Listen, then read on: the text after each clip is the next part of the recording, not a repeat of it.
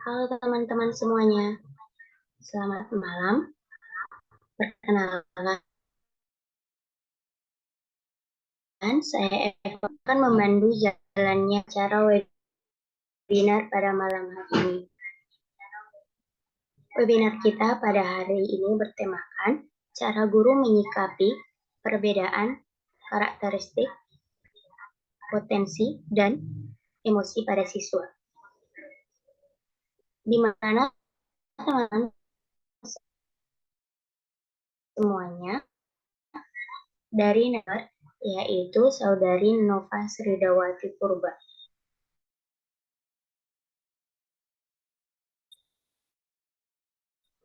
Pembahasan ini tentunya akan berkali bagi kita semua calon guru. Yang pada webinar kali ini menyikapi perbedaan karakteristik siswa yang tentunya sangat penting bagi kita calon. Sebelum kita masuk ke materi, terlebih dahulu saya akan menjelaskan tujuan dan manfaat dari materi pada webinar kali ini.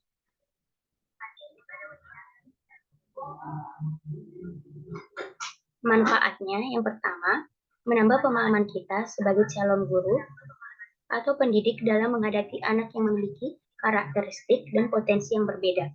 Yang kedua, menambah wawasan dalam memahami karakteristik dan potensi siswa.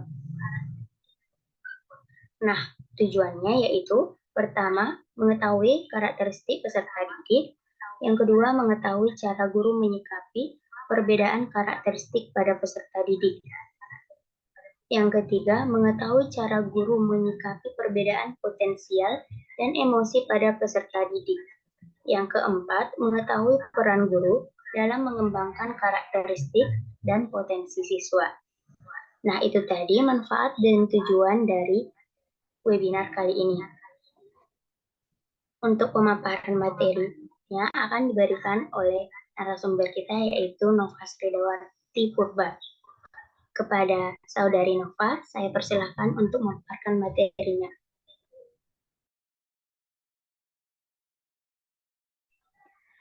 Baiklah, terima kasih moderator. Saya berterima kasih kepada moderator dan juga peserta webinar yang telah memberikan saya waktu untuk menyampaikan materi webinar kita pada hari ini, yaitu mengenai cara guru menghadapi karakteristik, potensi, dan emosi pada siswa yang berbeda-beda.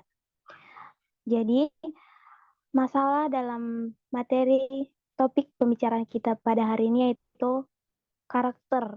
Karakter anak atau peserta didik itu berbeda-beda, sehingga guru perlu memahami karakteristik awal anak didik sehingga ia dapat dengan mudah untuk mengelola segala sesuatu yang berkaitan dengan pembelajaran, termasuk juga pemilihan strategi pengelolaan yang berkaitan dengan bagaimana menata pengajaran, kemampuan yang dimiliki peserta didik, sehingga komponen pengajaran atau metode pengajaran dapat sesuai dengan karakteristik dari peserta didik, yang akhirnya pembelajaran tersebut dapat lebih bermakna dan dapat mengasah potensi yang belum keluar dari peserta didik dan berkembang. Berdasarkan pada kemampuan ini, dapat ditentukan dari mana pengajar harus memulai dan di batas mana pengajar tersebut dapat diakhiri. Jadi, pengajaran berlangsung dari kemampuan awal sampai ke kemampuan akhir, itulah yang menjadi tanggung jawab pengajar.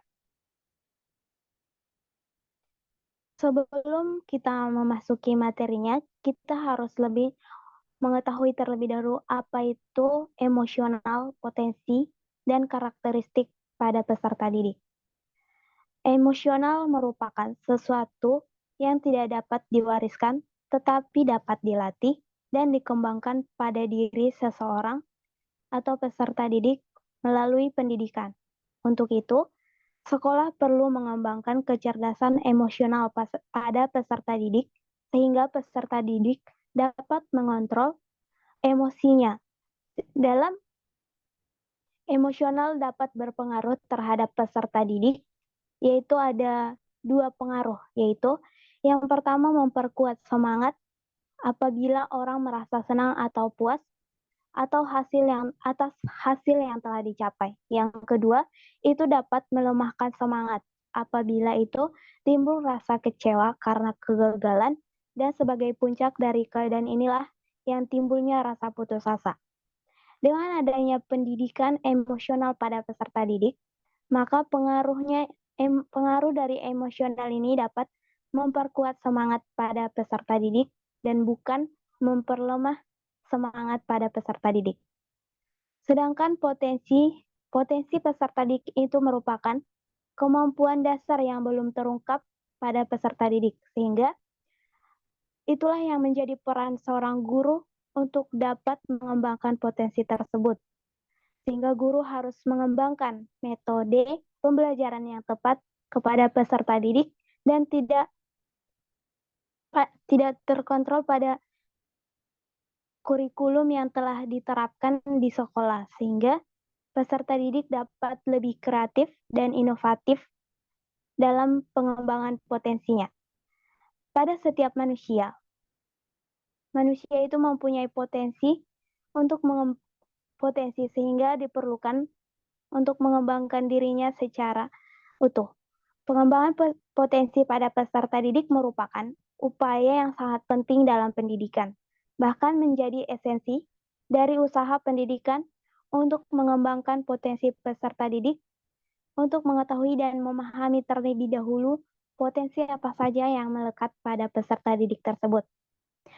Dan hal-hal penting yang perlu diperhatikan dalam memahami karakter peserta didik yaitu komunikasi verbal atau komunikasi yang baik harus dilakukan kepada peserta didik yang dilakukan oleh pengajar atau guru, baik di dalam kelas maupun di luar kelas. Komunikasi yang baik itu dapat membuat peserta didik terbuka dan bisa mengembangkan idenya dengan memaparkan ide-ide yang ada dalam pikirannya, sehingga guru atau pengajar juga dapat menerapkan metode yang tepat kepada peserta didik tersebut. Di dalam komunikasi verbal dilakukan dengan melibatkan peserta didik, sehingga keteladanan dalam bersikap, berkata, dan berkomunikasi yang baik dapat dilakukan dengan menjadi pendengar yang setia atau dengan mendengar keluh kesah anak didik tersebut. Dengan berhati-hati dalam menyimpulkan karakter peserta didik, pendidik perlu bersikap hati-hati dalam mengambil sebuah kesimpulan, apalagi kesimpulan tersebut mengarah pada upaya memahami karakter peserta didik tersebut. Baiklah, demikian pemaparan materi saya mengenai cara guru dalam memahami potensi, karakter, dan emosi pada peserta didik. Saya kembalikan kepada moderator. Pemaparan ilmu dan juga pengalaman yang luar biasa dari pemateri kita hari ini. Itulah tadi pemaparan tentang cara menyikapi perbedaan karakteristik potensi dan siswa. Terima kasih kepada Saudari Nova yang telah memaparkan materi tentang tersebut. Nah, kita perlu juga tahu lebih mendalam tentang cara guru menyikapi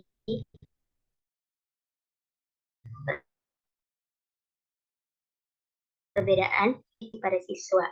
Narasumber kita yaitu Nova. Pertanyaan yang pertama itu yaitu, menurut pendapat Saudari Nova, bagaimana cara untuk mendorong peserta didik agar dapat berpikir kritis dalam proses pembelajaran?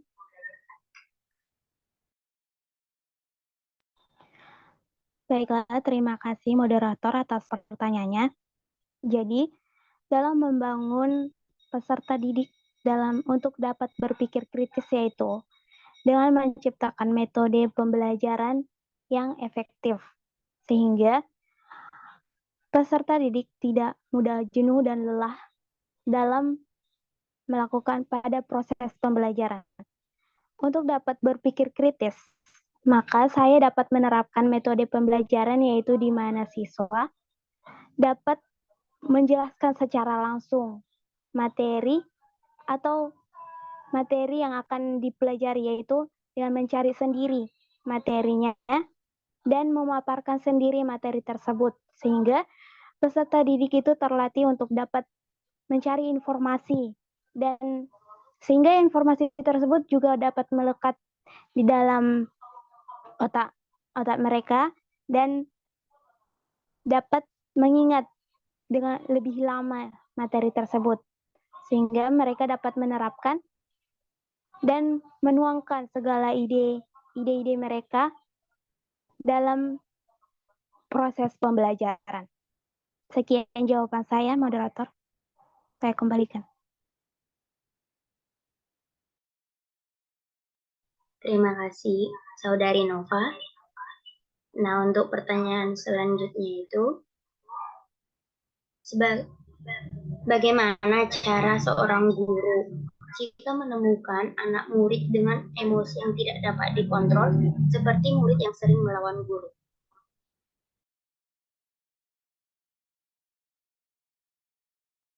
Boleh diulang kembali, moderator, pertanyaannya? Bagaimana cara seorang guru jika menemukan anak murid dengan emosi yang tidak dapat dikontrol atau murid yang sering melawan guru? Jadi cara saya untuk menemukan, jika cara saya itu untuk menangani anak peserta didik dengan emosi yang tidak bisa dikontrol, yaitu dengan sering melawan, yaitu dengan melihat bagaimana keadaan anak tersebut, bagaimana keadaan keluarga, lingkungan, dan juga pergaulan anak tersebut di luar sekolah. Jadi, emosi yang tidak terkontrol pada peserta didik itu dapat juga disebabkan oleh faktor genetika yang diturunkan dari orang tua. Mungkin orang tuanya itu dulunya adalah seorang yang seperti itu juga, yaitu sering melawan, maka genetik itu dapat diturunkan pada anak tersebut, yaitu dia dapat mengikuti sifat dari orang tuanya. Itu yang kemungkinan. Jadi cara saya itu dengan memanggil orang tua tersebut dan memberikan nasihat atau pesan kepada orang tuanya untuk lebih memperhatikan anak tersebut, dan dengan memberi perhatian lebih, yaitu dengan mengontrol pergaulan anak tersebut, mulai dari teman dan juga penggunaan teknologi zaman sekarang, yaitu dapat dibatasi. Demikian jawaban saya, moderator. Terima kasih. Nah, untuk pertanyaan selanjutnya,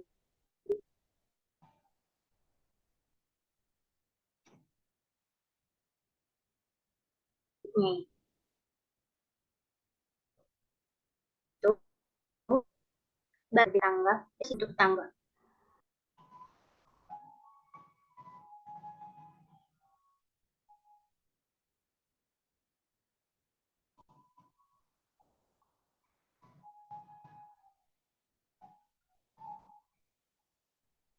Baiklah, moderator. Cara saya untuk mengatasi potensi siswa yang berbeda, misalnya pada siswa yang cepat tanggap dan ada juga siswa yang sulit untuk tanggap pada materi yang telah diajarkan, yaitu dengan cara mengelompokkan siswa tersebut, yaitu siswa dikelompokkan dari siswa yang cepat tanggap dan siswa yang kurang tanggap dan sulit untuk menerima materi yang telah diajarkan. Selanjutnya itu, sebelum memulai pembelajaran, saya dapat melakukan metode, yaitu dengan memancing siswa dalam hal materi agar guru dapat memahami potensi murid sampai di mana pemahaman dari peserta didik tersebut, yaitu ya mungkin dapat diberikan sebuah permainan atau yang dapat membuat pikiran peserta didik lebih fresh dan mampu menerima materi atau materi yang diajarkan jangan tidak terlalu sulit terlebih dahulu atau mungkin dapat diberikan dasar-dasar materinya terlebih dahulu, seperti itu, moderator. Terima kasih untuk jawabannya. Pertanyaan berikutnya,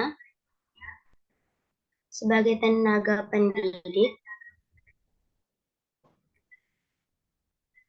bagaimana cara semangat belajar siswa dan ketika yang sulit belajar, apa yang harus dilakukan? Nah, saya sebagai seorang tenaga pendidik, yaitu cara saya untuk menumbuhkan semangat belajar terhadap siswa yaitu ketika mendapatkan seorang peserta didik yang sulit menemukan semangat belajar. Yang saya lakukan yaitu dengan yang pertama yaitu dengan memberikan arahan-arahan kepada murid tersebut dengan cara memberikan motivasi. Mungkin dengan cara memberikan motivasi kepada peserta didik tersebut, dia dapat mengerti tujuan dia melakukan proses pendidikan di sekolah tersebut. Yang kedua dengan melakukan pendekatan khusus dengan cara mencari akar-akar permasalahan mengapa murid tersebut sulit menemukan semangat belajarnya. Misalnya itu seperti adanya faktor dari keluarga, masalah keuangan, dan lain sebagainya. Mungkin pada permasalahan keluarga, mungkin dia sulit untuk belajar atau mengulang kembali materi yang telah diajarkan.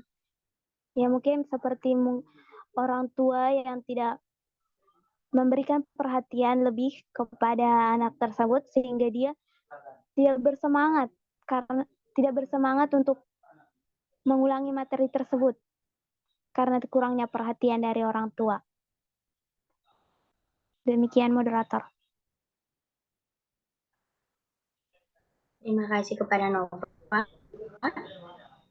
Nah, untuk yang terakhir, bagaimana cara yang ampuh atau metode yang ampuh untuk menyalurkan materi pembelajaran kepada murid?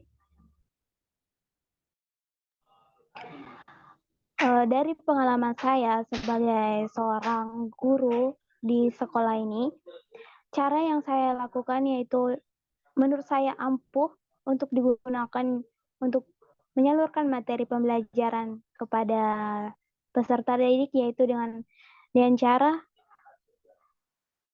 saya harus bisa membuka diri terlebih dahulu dan siswa juga harus bisa membuka diri dan terbuka kepada saya. Dan saya harus bisa membuat siswa tersebut memberikan terbuka kepada saya dengan mampu berkomunikasi dengan saya dengan menyampaikan segala masalah dia dalam proses pembelajaran sehingga saya mengerti dan bisa mengetahui hal apa yang disukai, minat, dan bakat yang bisa di potensi yang ada dalam dirinya sehingga potensi tersebut dapat berkembang dengan baik.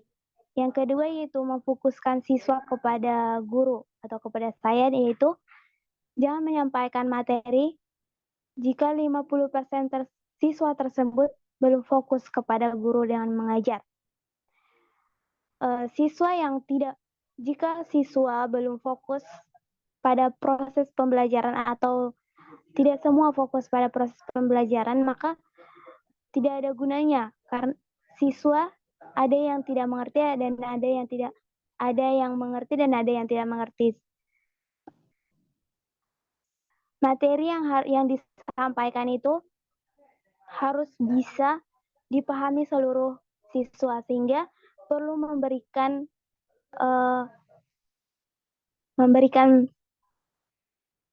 keluasan kepada siswa untuk dapat memahami materinya. Demikian jawaban saya, moderator. Untuk pertanyaan tambahan yaitu, jadi menurut Saudari Nova, apakah psikologi anak itu penting?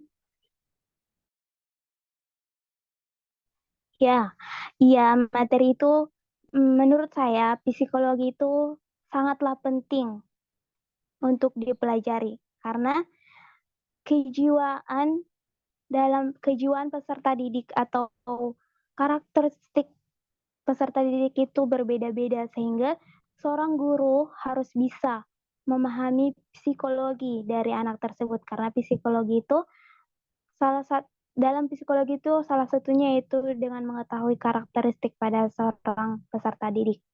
Dan kita dapat belajar dengan psikologi pendidikan, kita dapat belajar dalam pengelolaan kelas yang bagus dan benar, di mana pengelolaan kelas ini dapat dilakukan dengan penguasaan materi.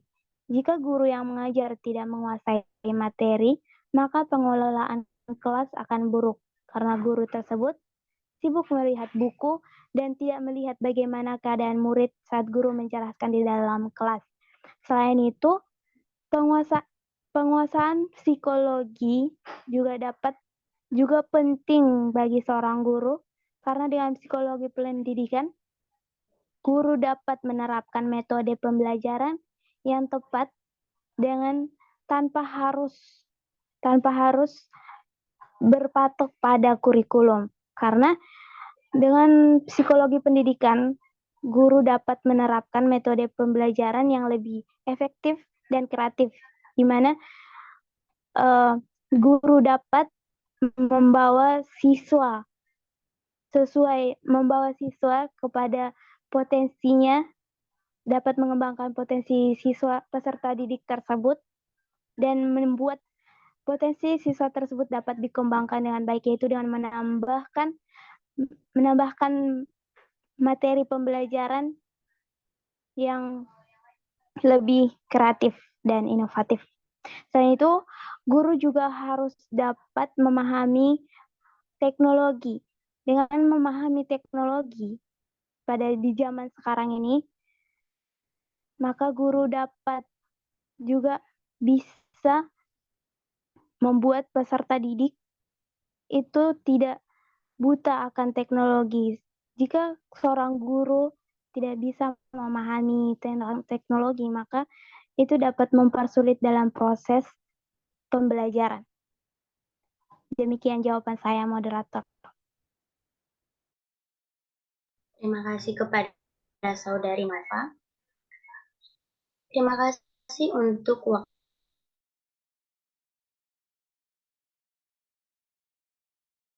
waktu pemaparan materi yang telah ada kita semua, apa yang disumber bermanfaat bagi kita.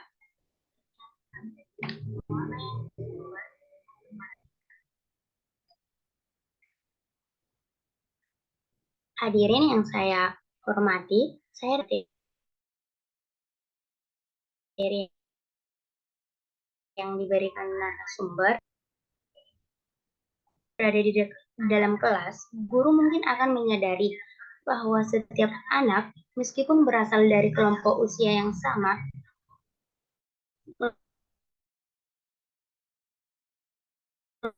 memiliki banyak perbedaan kecerdasan mereka. Perbedaan ini adalah sesuatu yang alami dan wajar.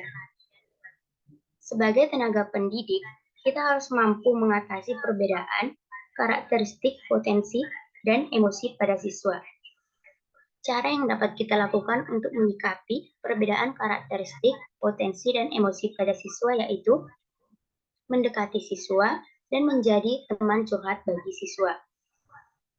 Yang kedua itu memilih metode pembelajaran yang tepat, memperlakukan peserta didik secara adil, memberikan motivasi kepada siswa, berinteraksi secara tepat, dan membuat suasana kelas yang nyaman agar anak nyaman belajar di kelas.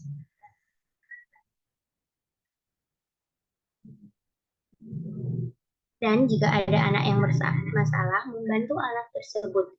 Tidak langsung menyimpulkan bahwa anak tersebut bandal, tetapi mencari tahu terlebih dahulu apa permasalahan yang dihadapi anak tersebut.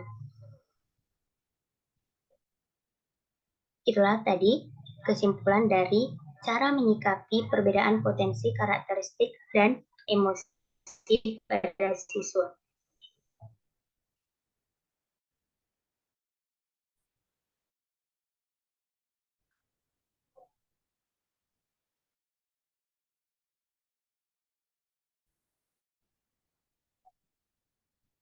Tiba saatnya kita di penghujung acara. Terima kasih atas perhatian dan kerjasama hadirin semua. Mohon maaf atas segala kekurangan. Semoga ilmu yang kita dapatkan saat ini bermanfaat di masa yang akan datang. Saya pamit undur diri.